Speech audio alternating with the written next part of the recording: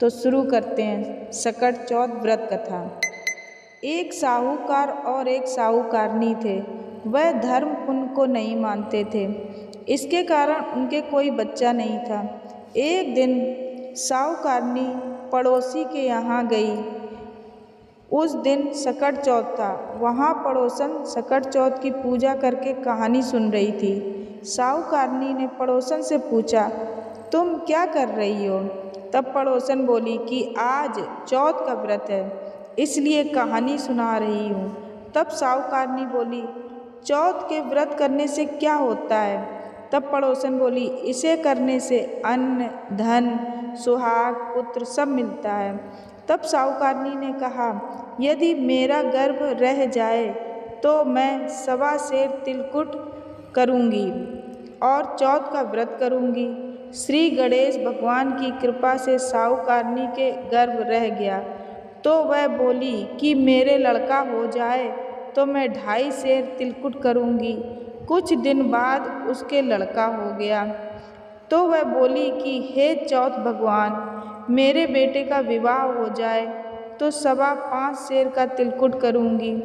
कुछ वर्षों बाद उसके बेटे का विवाह तय हो गया और उसका बेटा विवाह करने चला गया, लेकिन उस साहूकारनी ने तिलकुट नहीं किया।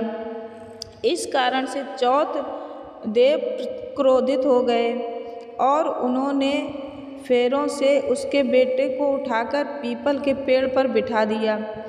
सभी वर को खोजने लगे पर वो नहीं मिला। हताश होकर सारे लोग अपने अपने घर को लौट गए। इधर जिस लड़की से साहूकारनी के लड़के का विवाह होने वाला था, वह अपनी सहेलियों के साथ गणगौर पूजा करने के लिए जंगल में दूब लेने गई। तभी रास्ते में पीपल के पेड़ से आवाज़ आई, ओ मेरी अधब्याही। यह बात सुनकर लड़की घर आई।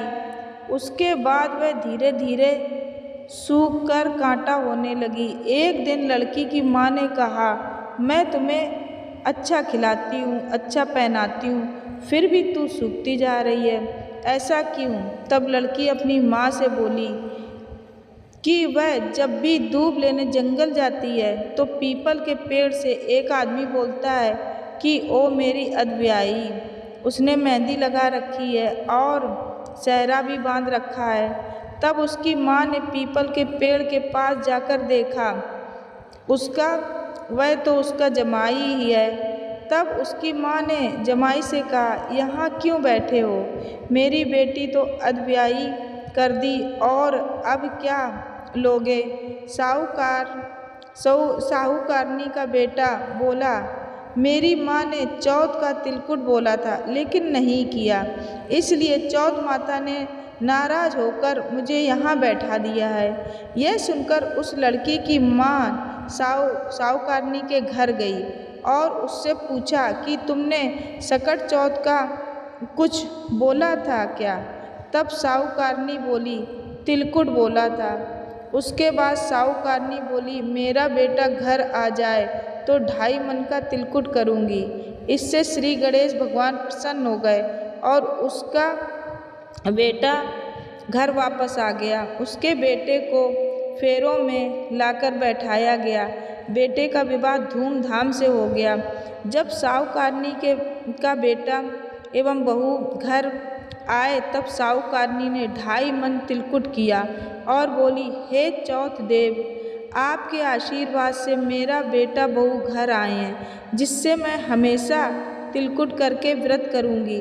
इसके बाद उसने प्रसन्नता से तिलकुट किया और गणेश और सकट चौथ का व्रत रखा।